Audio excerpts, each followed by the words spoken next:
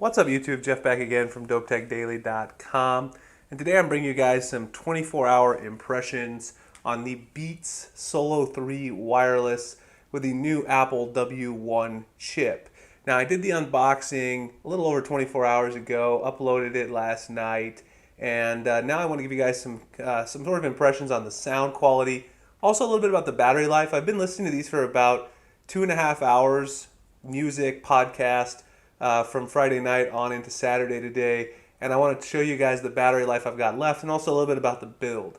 So we can start off with the build. Now I mentioned in my unboxing video, these do feel a little cheap and they're also very glossy, so you're going to have to watch out for fingerprints, and that's certainly the case. I don't know if you guys can see, there are already a few fingerprints and small little scratches on here, even though I actually wiped these down right before I started the video, so it should be minimized. But if you guys do get this particular color here, the glossy black, which I call the jet black because I got it to match my jet black iPhone.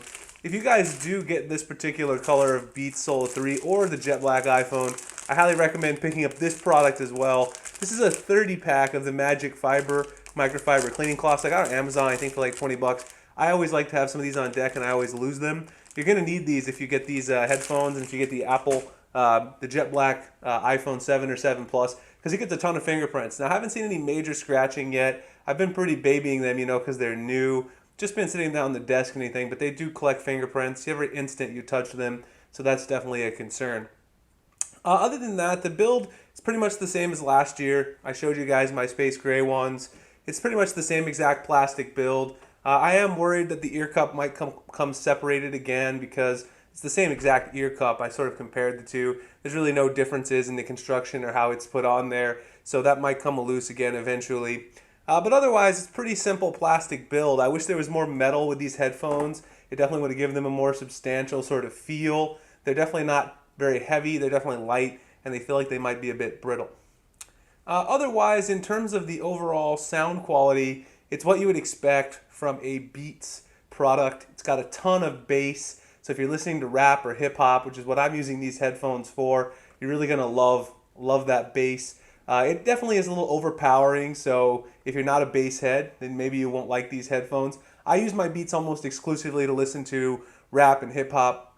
I did go through and test it with some rock music, even a little classical and country music as well, and then listening to some podcasts.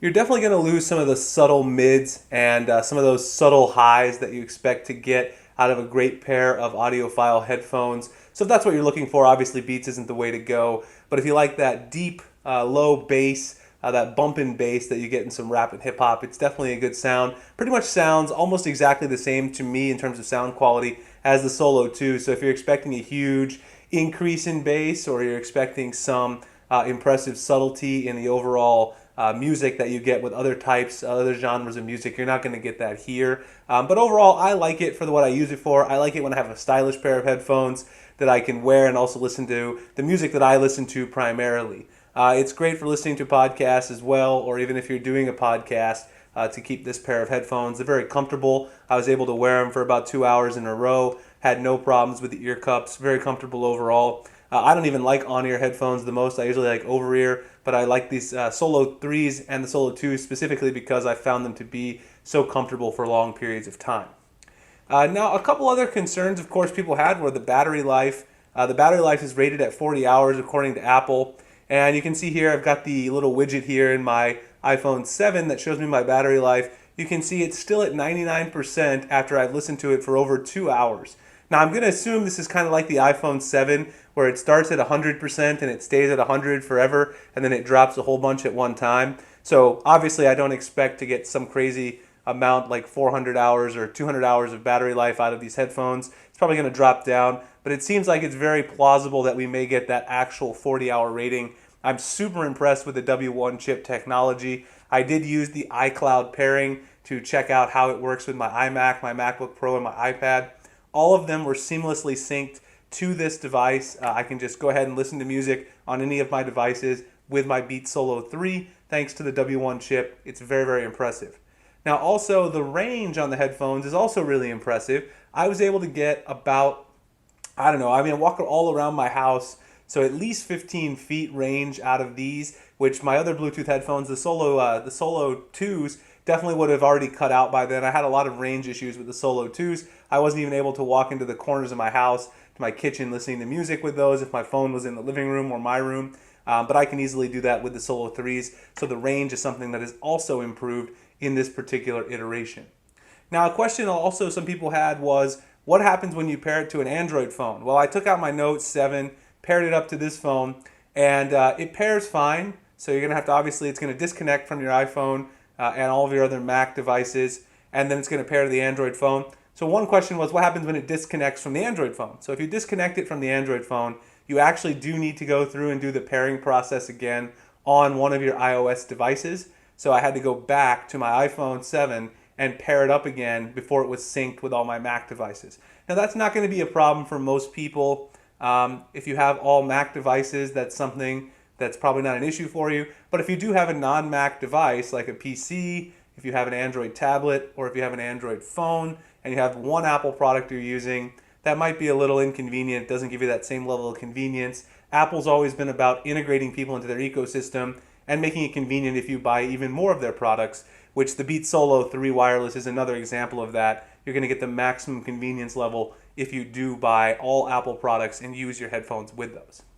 But overall, it does work fine with Android phone. Obviously, you're not going to get the same battery life claims. You're not going to get all those same great features from the W1 chip. But if you do want to buy the Solo 3s because you like the sound, the comfort, and if you just like the form factor and the style, you can use it with your Android phone. So overall, so far, 24 hours in, I'm going to be honest, I'm pretty impressed with the overall sound quality that I've seen from the Beats Solo 3 Wireless. I think it's about the same as last year, but that's not a bad thing for me. The bass is good, they're comfortable. You've got an overall very impressive range, very impressive battery life, it would seem, on these headphones. So that's exactly what you're getting. You're getting this new technology. I would love to see Apple open up the W1 chip technology for other manufacturers to use and license, because it's a great technology that's really going to improve a lot of features for wireless headphones.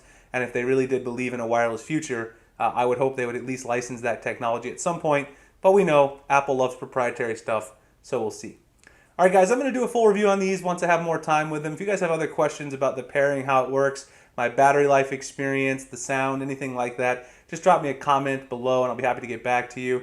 Otherwise, you can find me at dopetechdaily.com, Google+, Twitter, and Instagram at the links in the description. Please like and subscribe if you guys enjoy my content so I can make future videos like this. I appreciate you guys checking out this video, and I'll see you in the next one.